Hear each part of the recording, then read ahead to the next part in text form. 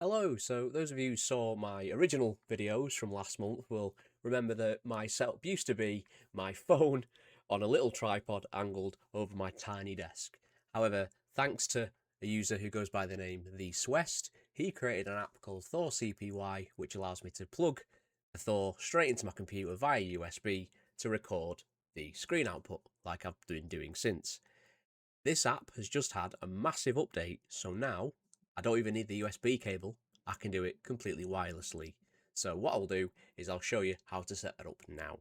So currently I'm plugged into USB. I've not yet set up the wireless functionality. For those of you who haven't enabled the USB already, there'll be some extra steps which I'll take you through now. So the first thing you want to do, you swipe up, go down to your settings, there we are. You scroll right down to the bottom, you'll see this About Handheld Consoles. We're going to tap into that and then scroll down. At the very bottom, you'll see this build number here. So if I tap that, it'll say that I'm already a developer. However, if you're not already a developer, you need to press this 7 times. It does give you a countdown after 3 or 4, and then it'll confirm once it's enabled the developer mode. Once that's done, if you back out, go to System. If you scroll down a little bit, you'll now see this developer options menu, which wouldn't have been there before. So we're going to go into this. By default, this will be switched off, so you'll want to toggle that on like I have here.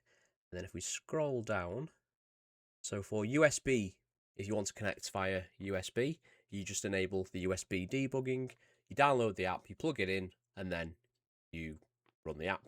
Nice and simple. However, for wireless, it's a little bit different. So I've enabled wireless debugging already. So what I'm going to do is I'm going to close this. I'm going to unplug my Thor from the USB. There we go, that's gone. And now I'm going to flip over to my desktop so you can see me setting up the wireless side. Okay, so I've disconnected my Thor from the USB, you can see there, and it's currently not displaying on my screen. So what I'm going to do is I've downloaded the new version of Thor CPY. That's 0.3.0. I'll leave a link to the GitHub in the description. So all you need to do is download it and then extract it. It's a portable app. It doesn't require installation. So I'm going to double click to open it up. If you plugged in via USB at this point, it'll just pop up with the screen, provided you've set the developer options up. However, it now comes up, if you're not connected via USB, with this wireless connection dialog. So I'm going to click yes on that. Now I'm just going to delete the information I put in before. So when you see it, it'll be completely blank. So there are steps listed on here, but I'll just take you through them anyway. So the bottom section is just for pairing the device.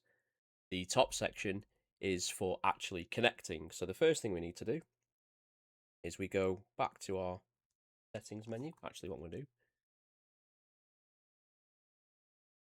Oh, he's all big. We'll pop that there. You can see here, my Thor's there. So we'll scroll down to the developer options. So that's in system and then developer options. And then we'll go down to wireless debugging. So I've currently got it switched off. I'm going to switch it on. And then I'm going to tap the actual text that says wireless debugging and it'll bring up this menu. So you can see on here, I've got my device name, I've got an IP address and a port. And if I scroll down, I have this pair device with pairing code. So that's what we want. So I'm going to tap that and it's going to give me a pairing code, an IP address and a port. So for the IP address, that's just the digits that start 192.168. It's usually only the last couple of digits that are different. So in my case, 192.168.0.18. The port is the digits that are after the colon. So there we go. So you won't be able to see that very clearly on there, but after the colon on your device, there's some digits. So it's 5 digits in this case. So 45305. And then the pairing code is just the 6-digit number at the top. So 11536. I'm going to pair the device. This should take a few seconds, and then I should get a pop-up. There we go. So what it'll say here is it's successfully paired. So what we need to do is complete the quick connect dialog at the top here. So the way we do this is the IP address will be the same because that's the device's address. The only thing that's different is the port. So you don't want to use the same port that you did for the pairing. That was just for the first time setup. So I can see my port has now changed. So if you scroll up, you'll see there was our, go back to big mode. There we go. So there was our pairing code. Don't need that any longer. We want this one here, which is IP address and port. So it's just the port just at the end there. So 38749. And if I hit connect now, hopefully, it should spring into action. There we go. So you'll get a warning that says you might have to restart for it to take effect. So we'll see if anything pops up.